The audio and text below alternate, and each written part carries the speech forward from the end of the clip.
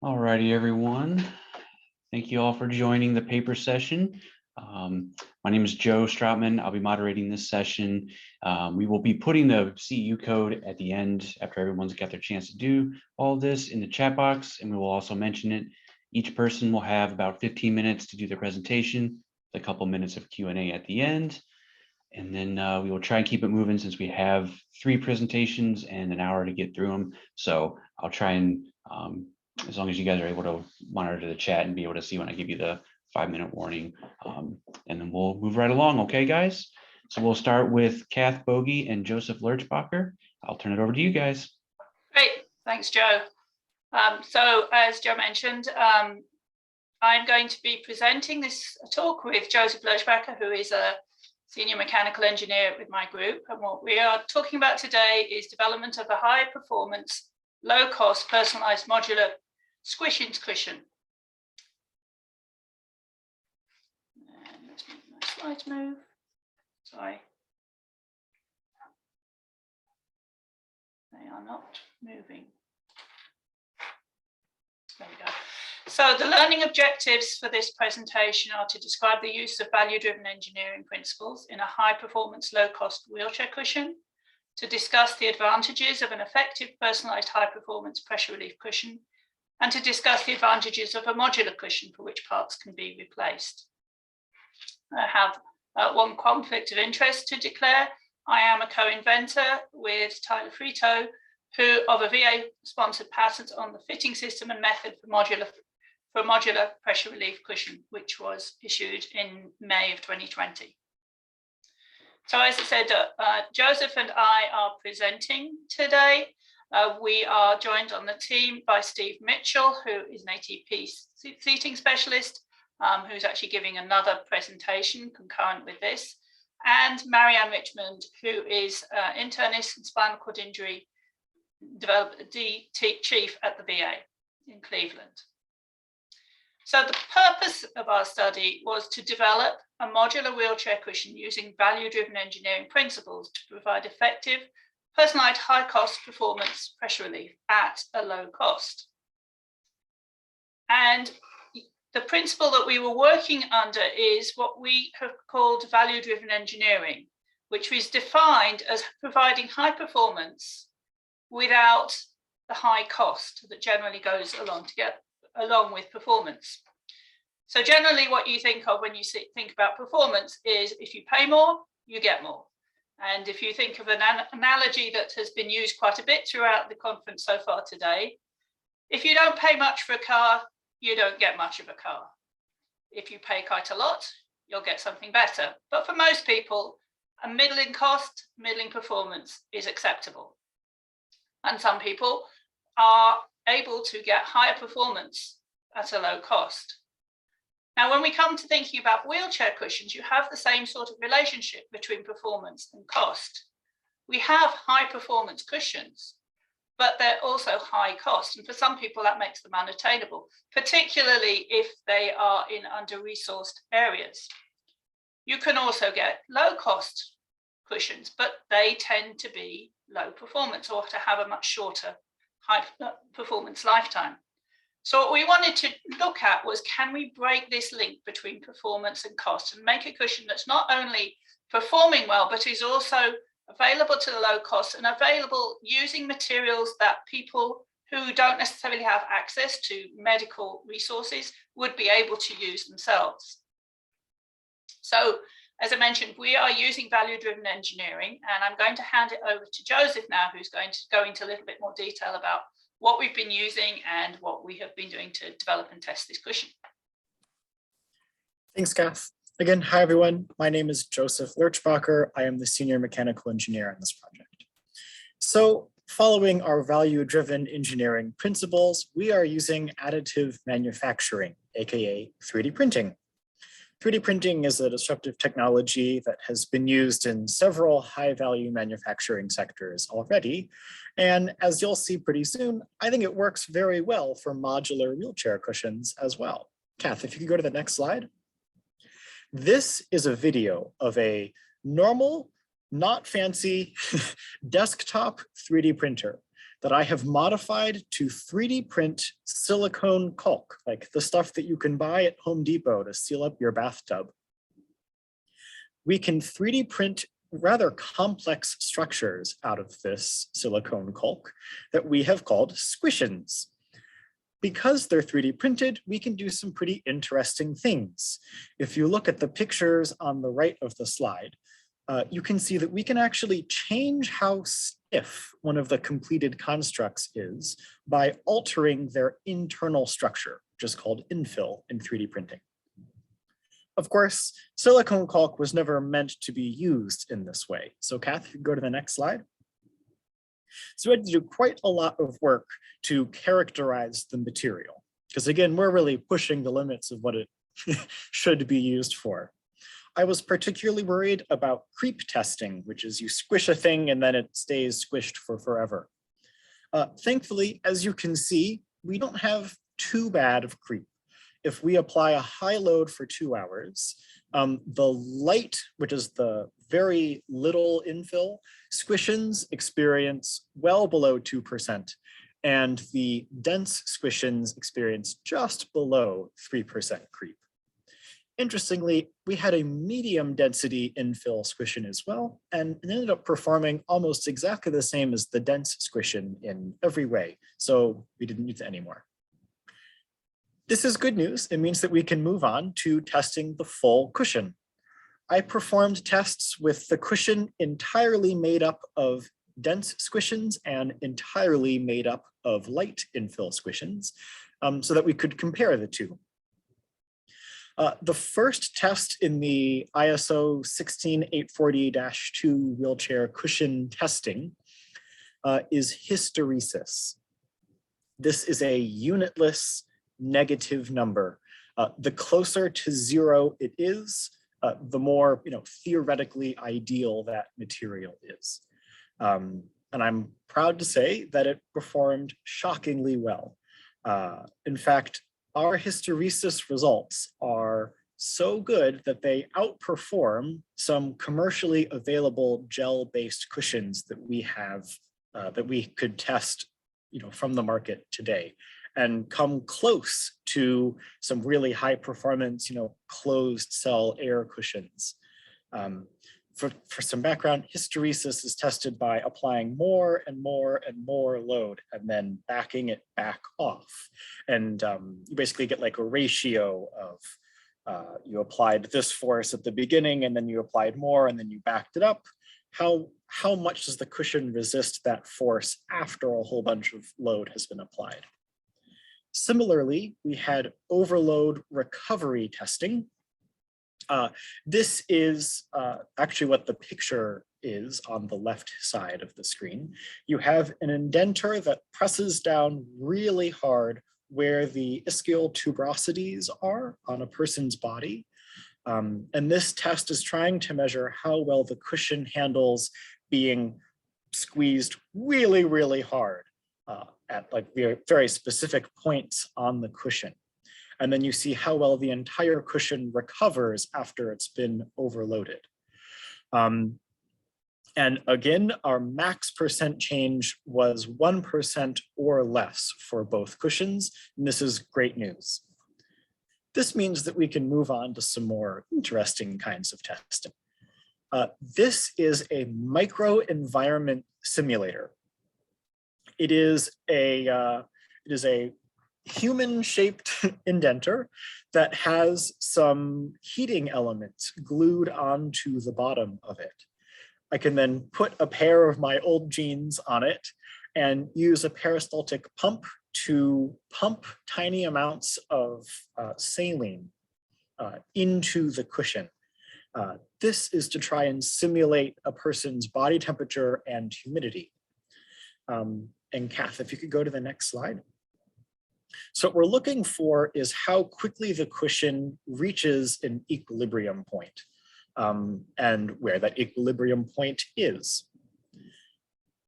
This graph may be slightly misleading because it looks like there's a large difference between the dense and light SquishINS. It's actually less than 0.5 degrees Celsius. both of them reached an equilibrium point of about 26 degrees within 20 minutes and can then maintain that indefinitely. We see similar results with the humidity testing on this next slide, but it takes longer for an equilibrium point to be reached. And it sits somewhere around 50% humidity after 50 minutes, and then again can maintain that for forever. This is great news because silicone caulk is an excellent moisture barrier and a pretty decent thermal insulator as well. So what we're seeing here is the advantage of 3D printing an internal structure using the material, because the empty volume on the inside is doing a lot of work in drawing both the heat and humidity away from the interface between the person and the cushion. Of course, we're not just going to make a cushion with just one kind of SquishIN, but I'll let Kath take over from here to talk more about that. Thank you, Joseph. So as Joseph mentioned, we have two different types of SquishINS, and the value of having those is that they deform slightly differently under the same applied load, which means we can place them preferentially to even out the pressure across a cushion. And what we show here is the before and after are two interface pressure scans done with the TEC scan system, where red is a high pressure and blue is a lower pressure. And we can see by applying the fitting algorithm, we're able to reduce the pressures significantly, both the maximum pressures and the average pressures. The average pressure is reduced by about 32%, which is probably the most important part. So the maximum pressure is an important consideration when you're looking at people with very uneven pressure distributions, but really what you want to see is a good average pressure across the entire seating interface. So having done the rigorous ISO testing that is needed for any new cushion before you start doing a clinical trial, and having developed this cushion algorithm, the next stage that we are going to be doing is a pilot clinical trial. This had been intended to start in December of 2020, but things happened. And so it's going to be starting next month. It will be a repeated measures crossover clinical study with 30 participants, all of whom will be veterans and full-time wheelchair users.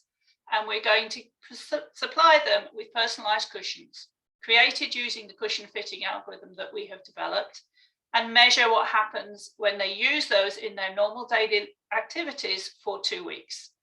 We're going to measure the standard kinds of measures, seated interface pressure, comfort with using the cushion, and actually use the Quest 2.0 user satisfaction questionnaire, which we've used in previous work.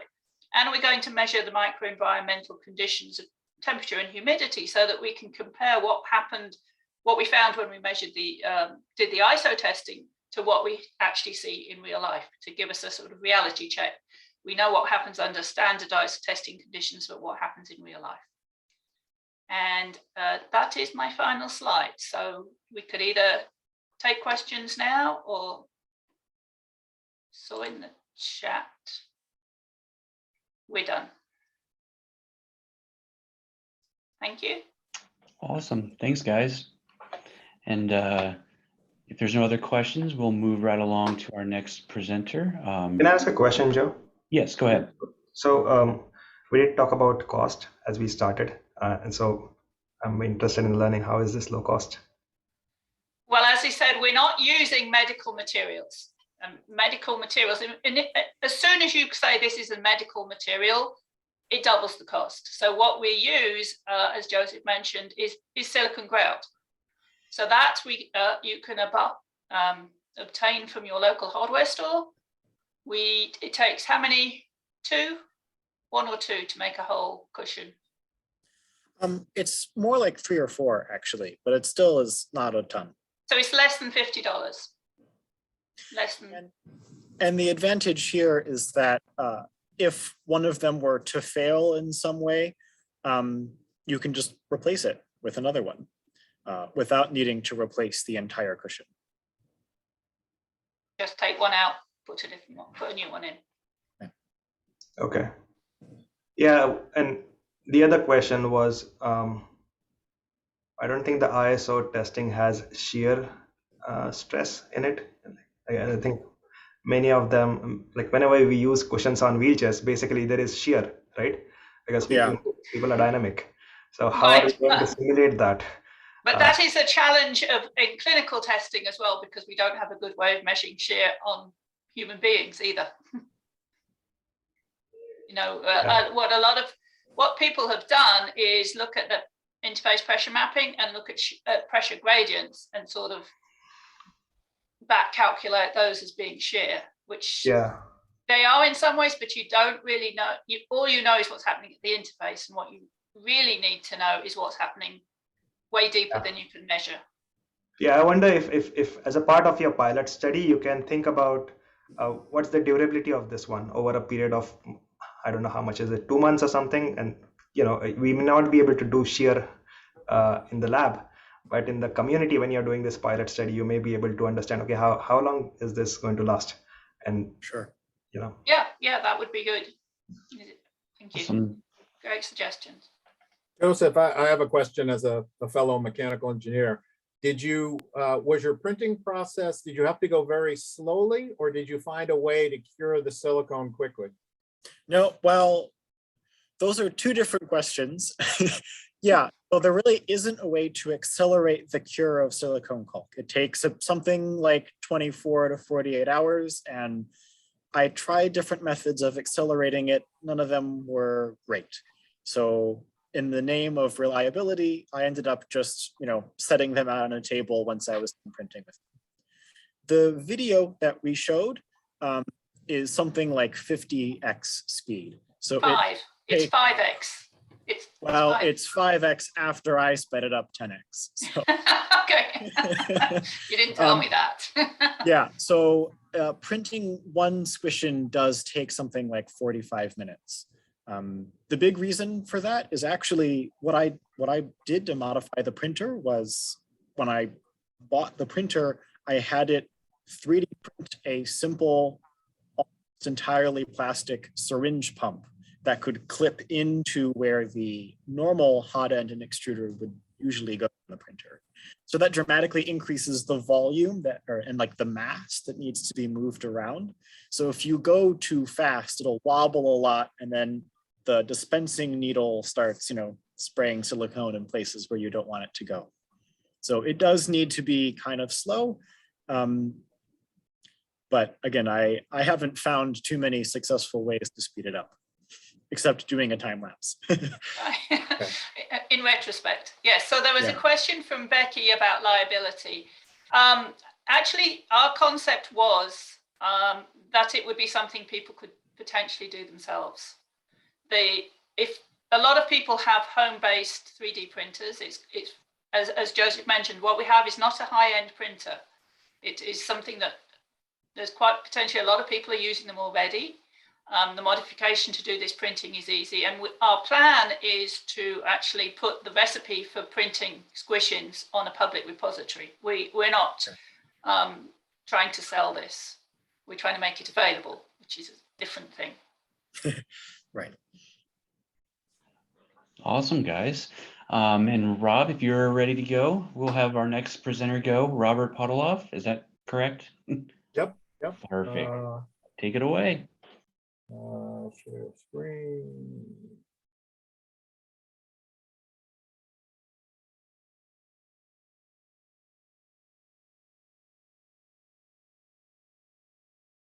All right, can you guys see that?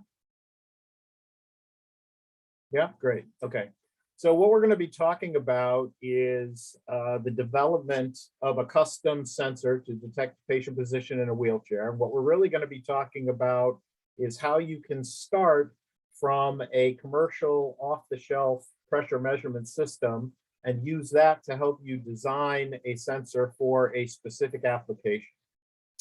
So as I think most of you know, there are quite a few suppliers of pressure measurement systems.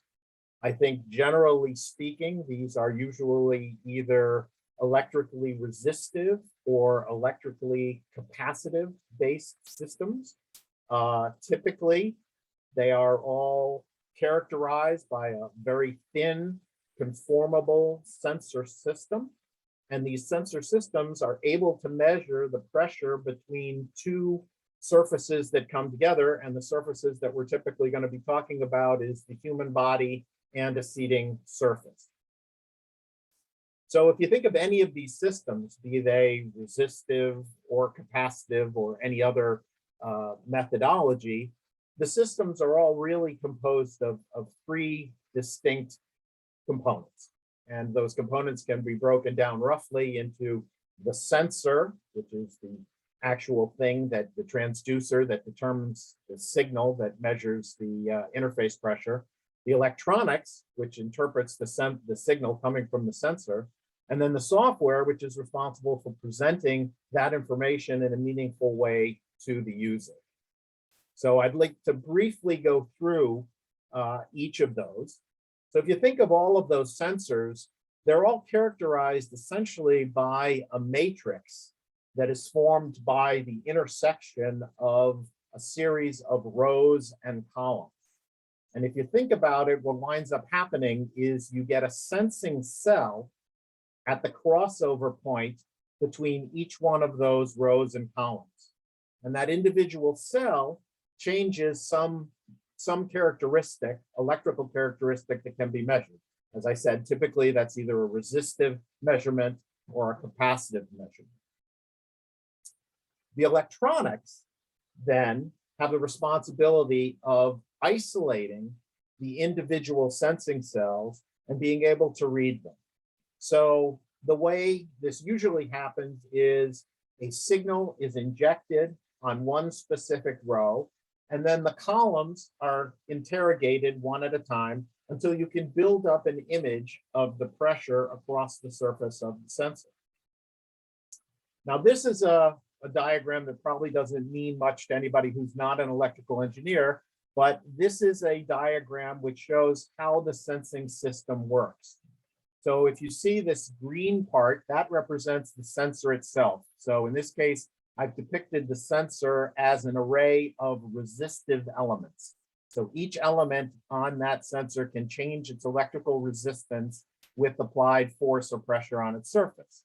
And that's what that graph in the upper left-hand corner is showing you. The electrical resistance dropping as the applied force on the sensor surface is applied. It's then the job of the scanning electronics, as I said before, to isolate each individual cell. So in this case, we have chosen the second column and the third row, and we're able to read the cell that occurs at the intersection between those two elements of the sensor. Then, of course, once you have that information, the trick is then how do I display it to the user? So a typical display, this would be called a thermographic display, because higher pressures are shown as what would be considered a hotter color, a color closer to red in the spectrum. So the harder you press on the surface, you go from the blue, colder end of the spectrum for light forces up to the red end of the spectrum, yellows and reds for the higher end of the spectrum. So for this particular project, we were working with the team at Georgia Tech, who wanted to develop a project that could sense the center of force of a person sitting in a wheelchair, but could do it with a limited number of sensors and do it in a very low-cost way so that it could be potentially interfaced to a simple piece of software running on a patient's cell phone, on a user's cell phone. So where they started with this was with our full-blown pressure mapping system. And one of the features of our system is that you can essentially isolate different areas of the sensor and average the results of the individual sensing cells within those areas. So here what you can see is we've taken the full sensing area of the sensor and now broken it down into 6 regions. And you can see that our software allows you to look at those regions and, based on the information from the large sensor, tell you what the actual average pressures are within the areas that you've defined. So using the same information that was present in the large sensor, I can essentially simulate what smaller cells would show. Now that's what's really interesting here is to see how the limited cells that would be represented by the image on the right compare to the full-blown sensor. Now the sensor on the left is showing you the output of roughly 2,500 sensing cells. So you've got 44 rows by 52 columns worth of sensing cells that generate that beautiful 2D image. The squiggly line on the center is the progression of the center of force that was experienced as a person moved left to right, front to back in the wheelchair. And now we'll take a look at this dynamically in the next slide. So unfortunately, I can't show these running at the same time, but what you'll see is the tracking of the center of force. So first by the limited sensor cells, the 6 individual cells on the right, and then from the full array on the left. And the point here is the similarity of the track. So you'll notice, yeah, there are some differences between the actual magnitude, but the general position of the center of force is pretty much identical, even though you're going from looking at 2,500 sensing cells on the left to only looking at 6 sensing cells on the right. Now, don't get me wrong. There was a lot of work done by the Georgia Tech team to determine the size and locations of these cells. And there were many, virtual attempts at trying to figure out what the optimal positioning of these 6 individual cells could be. But at the end of the day, they were completely able to do it by software simulation. So with this in mind, the next step was, could we build a mock-up of what a custom sensor might look like? And so in this case, we were able to take individual sensing cells. In this case, it's what we refer to as an A502 sensor. These are 2-inch by 2-inch square sensing cells. And we were able to position them on a separate sheet of polyester in the locations that were dictated by the software experiment. And so once again, you can see here on the lower left-hand corner, the graph, which shows the performance of the sensing cell and how the electronics interprets that output into the dotted red line. So here's the next step. After simulating the sensing cells with the individual elements, we were then able to now draw and design a complete sensor assembly that could be printed as a single sheet and eliminate all of the wiring that was required back here. So here you can see there was individual wires and tape and other things needed to simulate the sensor. Here we're designing a fully printed device that can be made through our process. To just review what our process is, our sensors are all made using a screen printing process. So here you can see in the upper left-hand corner, that's the base layer of the sensor showing the location of the 6 sensing cells. And then you can see the sensor progressing through the manufacturing process. In this case, it's the application of the pressure-sensitive resistive layer being applied. So the black ink is being applied over the silver ink. You can then see that you end up with, in the lower right-hand corner, the pressure-sensitive ink now being successfully deposited on top of the silver layers. Here is a brief introduction to the electronics that was used. It's a simplified version of that matrix scanning routine that I showed you earlier. And here you can see the output of the 6 sensing cells. So the 6 cells perform very similarly in terms of their response to applied pressure and the response that they got out of the scanning electronics. So you can see we get a linear output as force is applied to each one of those sensing cells, and that they're very, very similar to each other, which explains why you were able to get such nice tracking of the center of force. And then finally, here's the version of the final sensor that was produced for the team at Georgia Tech. You can see the 6 individual sensing cells, terminates in a single connector that then connects to their electronics.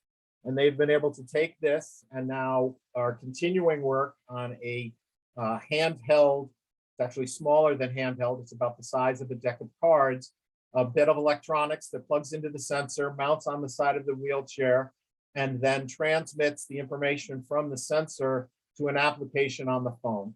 And they're currently working on that application. And I think they expect it to be available within the next year or so. So that's pretty much what I have. If there are any questions, I'd be happy to discuss them, either about the sensor technology or how this technology can be applied to other applications.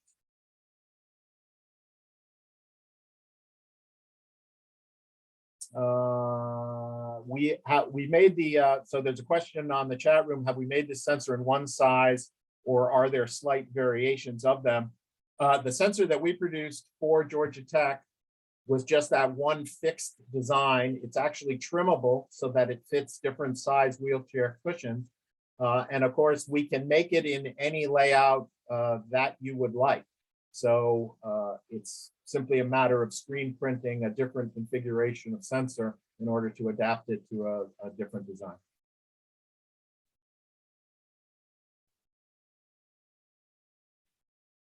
If there's no other questions, I think that wraps it up.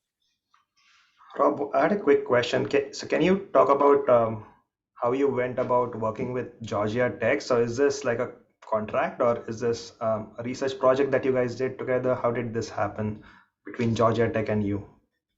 I think it took the natural progression that a lot of our projects take, which is people visit our website and buy some of our basic development kits from our website, experiment with the technology, determine a feasibility for a project, and then approach us to make a custom sensor. So in the case of Georgia Tech, they had purchased one of our conformat sensing systems, were using it for research, so they were familiar with the technology, and then they came back to us to make the custom sensor. Thank you.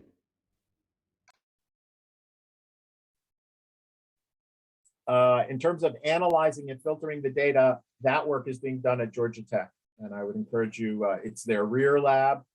Steve Spriggle is the director of that lab, and I would encourage you to get in touch with them. And there was another question by Becky in the chat.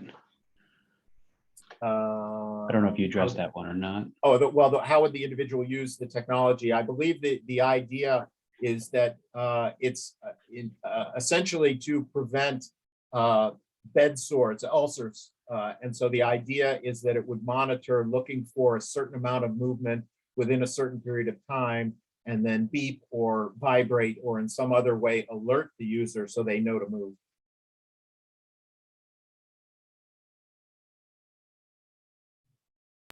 I think there are some more applications for this technology, and I think Rob, you and I can have a separate chat for having this application in something else for wheelchair users. Oh, sure, absolutely. Yeah, there's hundreds of them. Yeah. Okay. All right. I will mute myself. Thanks, Rob. We appreciate it. And then our last speaker for this session will be Anand. Anand, I'll turn it over to you. Thanks, Joe. Okay, is everybody able to see this? Awesome. So I'm gonna shift gears here. It was great listening about development of cushions and pressure mapping systems. And while I'm an engineer who would like to talk about technical stuff, this is an exploratory study that I'm going to talk about. And this is about what wheelchair suppliers think about the wheelchair repairs. And so there are several authors on this work, and I'm the only one who is going to present this today. So what is complex rehab tech? And I think the clinicians and the suppliers in the room would know that complex rehab technology includes postural supports, systems for appropriate positioning, including tilting and reclining function, devices that include a lot of adjustability in them to fit appropriately to the user needs, and then things with enhanced control. So some of the examples of CRT or complex rehab tech that includes complex power chair systems, manual wheelchair systems. On the right, I'm showing a tilt in space wheelchair. That is an example of a CRT. And then we can have some alternative seating and positioning systems that can go on regular chairs, then standing devices and great trainers. So there are several complex rehab techs that are provided at the moment. One of the big things that we have found through research is that the more complex this technology has become, the number of breakdowns or wheelchairs not functioning, the reliability and durability of them has reduced over the years. Once the wheelchair breaks down, the wheelchair user can fall out of the chair. That can have physical consequences. But over time, since repairs are hard to come by, the user has to stay in the bed or a regular chair because the wheelchair is not operable. And in that case, that person can have pressure sores or they can be re-hospitalized. So breakdowns or failures, part failures, they are uniquely associated with pressure sores and re-hospitalizations.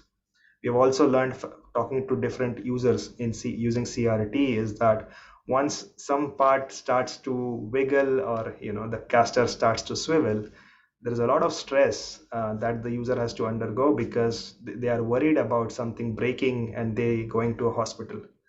So we know that these user consequences exist. One of the other things here is that the repair times are really long. A recent survey from the VA, it showed that a repair can take anywhere between 1 to 6 months for a repair to complete, and that's a pretty long time, and so looking at longer repair times, there are some things that happen on the supplier side as well when it comes to repair. Suppliers use the HCPC code K0739, which can be used. The code is there, but it starts with a repair approval process or a prior approval process with a clinician or a physician. And then after that, the prior approval or the authorization, then you go ahead and buy the parts. You can use this code to bill labor.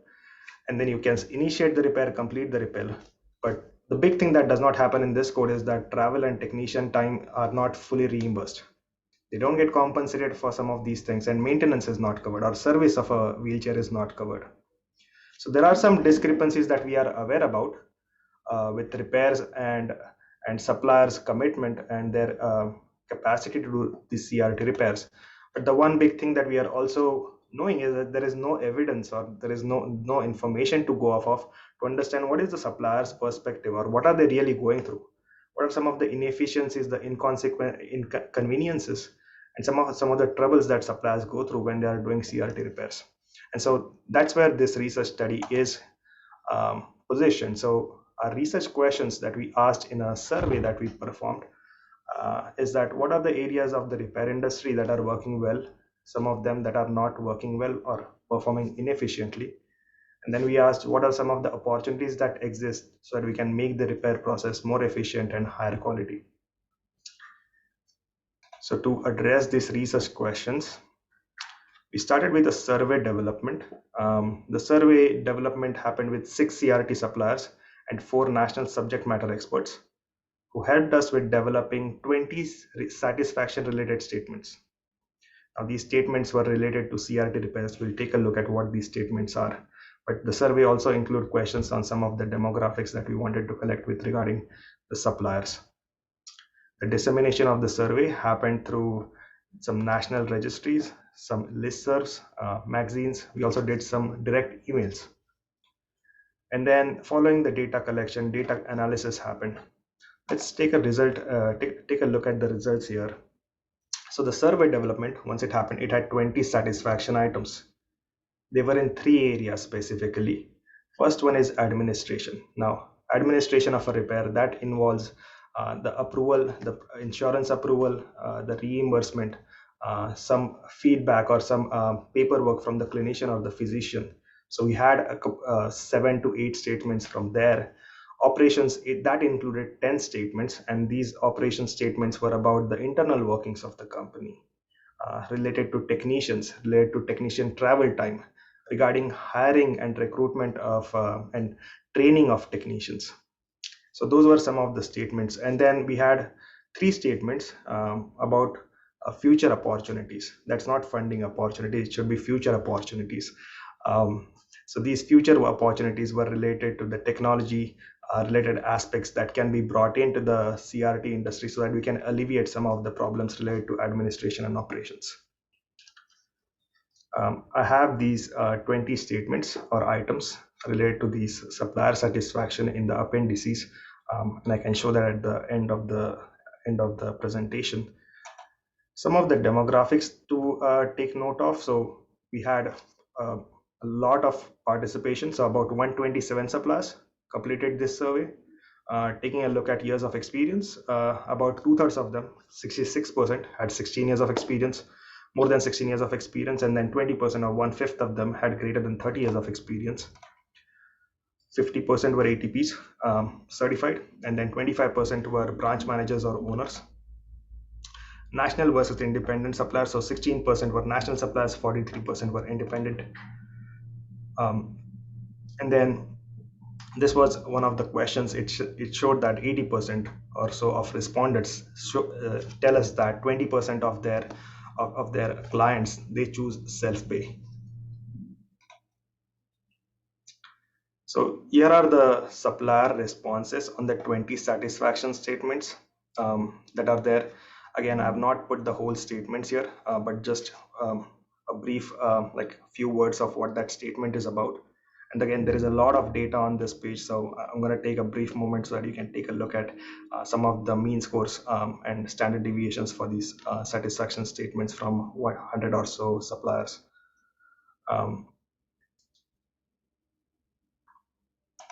So if you are asking these questions, which areas of the repair industry are performing inefficiently, areas that are not performing well, we can take a look at those that have ratings less than 2. So this was on the scale of 1 to 6 that we asked for rating a particular statement. So whatever is less than 2, for example, insurance approval, reimbursement, and insurance coverage for preventative maintenance. These are the areas in administrations that the suppliers are not happy with. The other place in terms of operations is that there are no standard parts with regards to wheelchairs. The other one was technician travel time. So these are places where suppliers are not are requiring more support and would really be requiring some support from policy standpoint. One other point to take note of under operations is the overall repair time. We had a discrepancy between national suppliers and independent suppliers, where the national suppliers, they were taking more time for repair as compared to independent suppliers. So even though it is a 3.5, we had a greater distribution among the responses between national and independent suppliers. If we ask about what areas of the repair industry are performing well, we can take a look at some of the scores that are above 4 or so. So in this area, if we see that there are some repairs that are simple, they can be done faster than complex repairs. Then scheduling of repair by clients and tracking of repair status, that is much better. One of the reasons for that is because we found that there is some electronic keeping of repairs, scheduling of repairs that happens, which is helping with this process.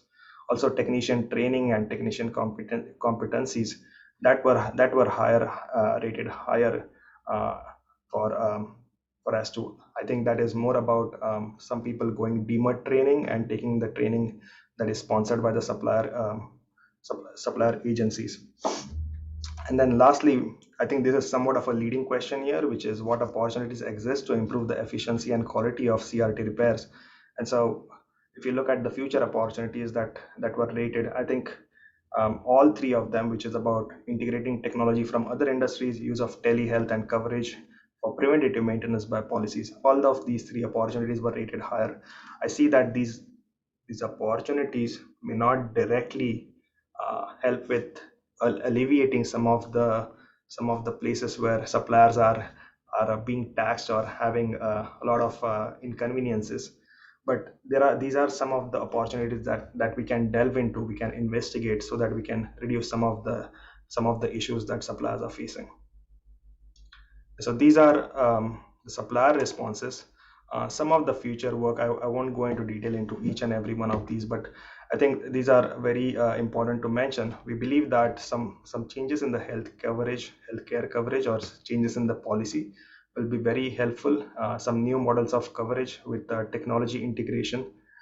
For example, if we have a model in which we can pay based on how wheelchair performance, or how it breaks down over time, that would be very interesting. We have such models of coverage for other medical devices. As far as preventative maintenance goes, we can also investigate with suppliers and understand what are some of the technology related things that we can do as far as wheelchairs are concerned. For example, today we learned about this technology where you can alert a wheelchair user for pressure injury prevention. Can we do a similar thing for preventative maintenance, where something is about to break, and then you can alert the user, hey, we need to go and talk with the supplier and schedule a repair. That can help with just not with going through a lot of prior process with regards to approval. It hopefully reduces some of the overhead with scheduling the repair. And lastly, I think that since this is like the first study that we are hearing from suppliers, is how we can what are some of the issues that there are in the CRT repair industry. I think there should be some more probing that should be done, and definitely a collaboration between suppliers, clinicians, and academia, so that we can research and investigate further issues, and hopefully develop some models and investigations in the repair area, so that repairs are not that taxing for suppliers. And lastly, policy changes. I already talked about this.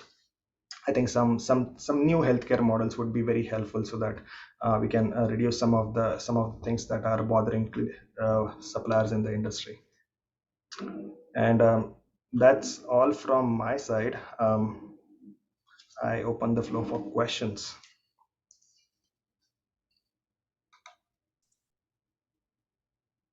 Did you look at all into the actual failure modes, or just whether or not there was a need for repair?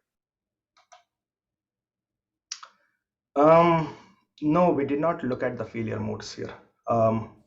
This was completely a exploratory study, which is give the survey to the suppliers and let's hear from them what is bothering them, what is working well for them, and what are some of the opportunities that they think exist.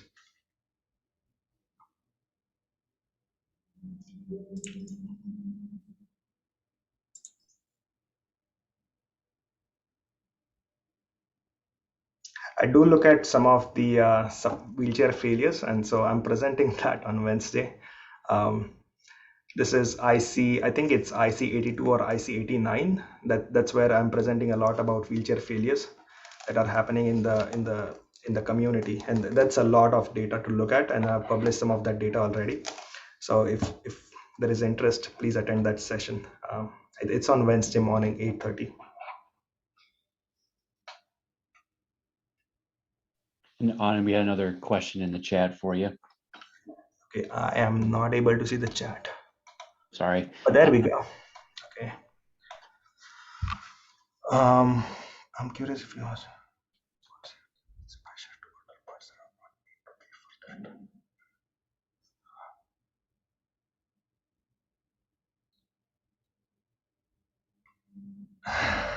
That's a very interesting question. I'm going to show the questions here just to add. See the first part, like that is CRTs feel pressure to order parts that are not needed to pay for their time for their service visit. That's there right here in the, I'm sorry. So the only question here was with regards to time, you are able to provide a wheelchair in amount of time that does not cause undue burden on the client. That's one. And then I think we talked about technician travel time to perform repairs. So those were the two statements regarding time. We did not talk about the pressure to order parts. We did not ask that. And I totally this is something that is in the works right now, which is to understand what costs are there since the repair is not done. One of the data points that I can point to right now That is from a report that the VA came out with, where a lot of people, because the repairs did not happen, there were financial hardships. Now, that was not quantified, but there was some report. That was one data point where somebody had to wait for 6 months for a caster repair to happen, and they suffered a lot of, they can't go out of their house, and they cannot do their work, loss of pay. So there were some financial hardships for that person. But this is a very interesting point where you really, what are the financial as well as the health cost, because people are waiting for repair. So there is some research where they show that there are several adverse consequences, like pressure sores, hospitalizations. But I think you made a very good point, which is like, what is the cost? Can we have one measure, or probably can we put it in objective terms, is like, what is that cost, because people are waiting for repair? So nice question. Thank you.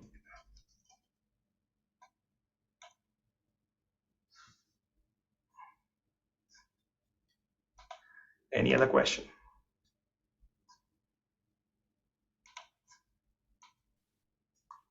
All righty, if there's no other questions, any other questions for the previous two papers that anybody may have? We have a couple extra minutes, so we can allow this to kind of be an open conversation if anybody has any questions.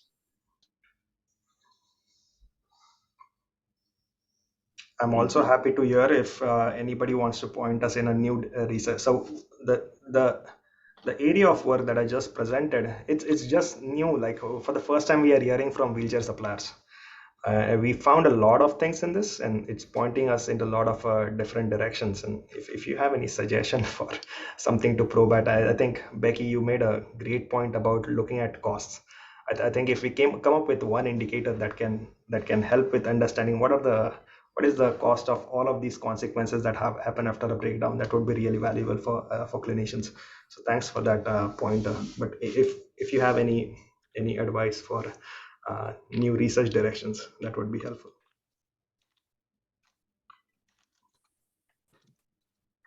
All righty, and then I will put the CEU codes unless there was another question. Sorry if I interrupted somebody. Joe, I think Becky wanted to. Oh, sorry. I was just going to, thanks. I'm really glad you did this study. I was just going to reaffirm that it seems to me like the costs, like in terms of getting policy changed, if policymakers realized how much more expensive it is for somebody to stay at home and not work and have caregivers or have hospitalizations or skin injuries, I mean, those costs have to far outweigh the costs of just paying for preventative maintenance.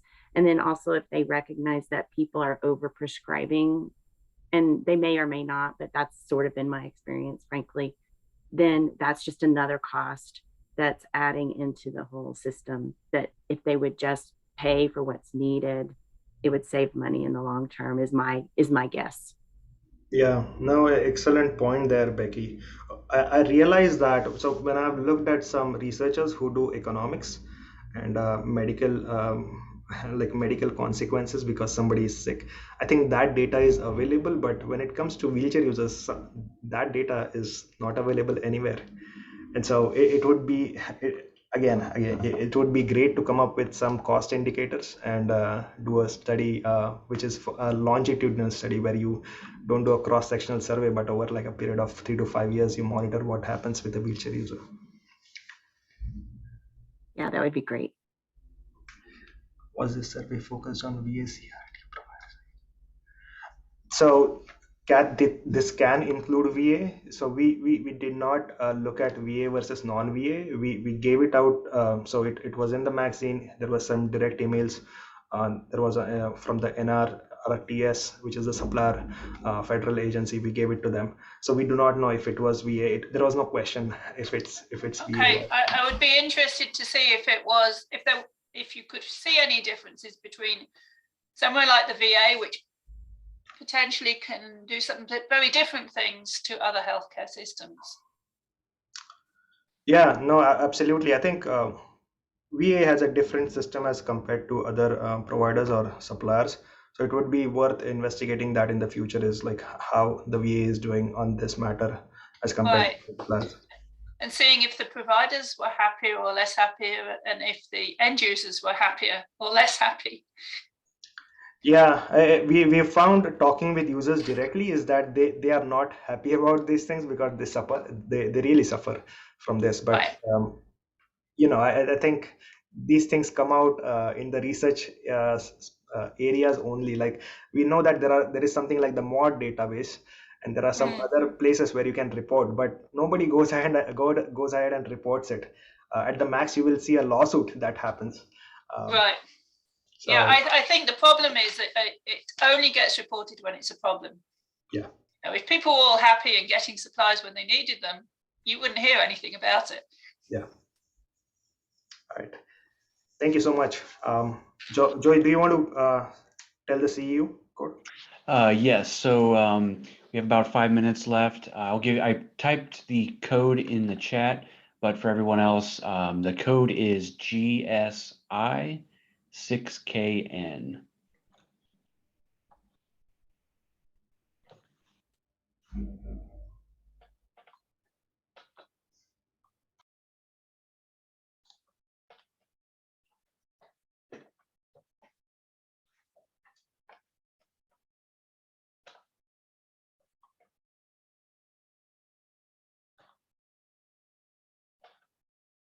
And if there are no other questions, I know, Ann, you had a question about the SquishINS. So if Kath or Joseph had a second to answer her question, that'd be great.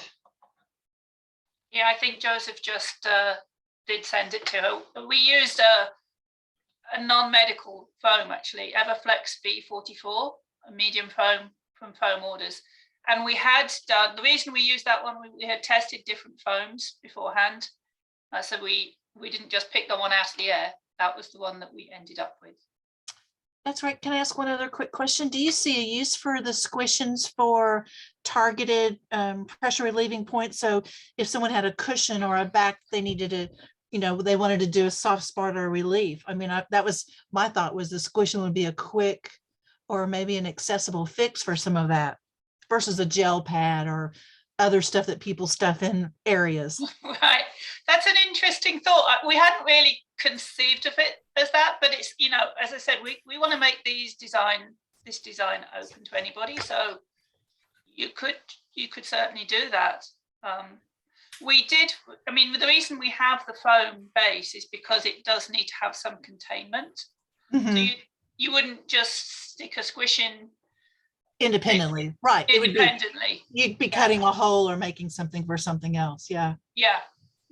Yeah, we were talking the other day that's the future of CRT suppliers is, we used to make things in the back and we no longer, but with 3D printers, the world, I think, will open back up again. Mm-hmm. Yeah, exactly. I know the VA has actually more for prosthetics than for the seating providers, but they have 3D printers in nearly every medical center now. So they're moving towards that. Thanks all. I think this is a fabulous presentation. Appreciated everybody's work. I was thinking the same thing for the SquishINS, thinking that like around a bony gibbous for somebody with myelomeningocele, it's hard sometimes to relieve pressure over that in their backrest. Yeah, and we could actually, we made them a specific size because we looked at making an array for a seat, for a cushion, and we didn't want to have 70 or 80 SquishINS in there. But there is no reason why we couldn't make the base of them a different size. You could, there's a limit, but because if you make them too small, you can't get the inner, the cells. Same sort of the inner cells so much. But you could certainly, and if you make them bigger, it takes a long time to print. But yes, you could certainly adapt them. That's the joy. That's the beauty of 3D printing. It's really easy to modify.